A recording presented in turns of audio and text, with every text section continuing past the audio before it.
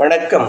அணிப்புகழ் 1800 இது 153வது புகழாகும். இது ஒரு பொதுவான பாடலாகும். தானதன தானதத்த தனதானாம் தானதன தானதத்த தனதானாம்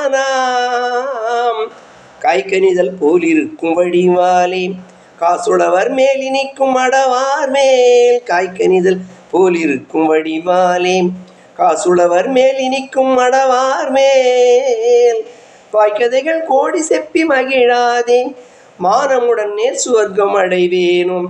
வாய்க்கதைகள் கோடி செப்பி மகிழாதே மானமுடன் நேர் சுவர்க்கம் அடைவேனும்.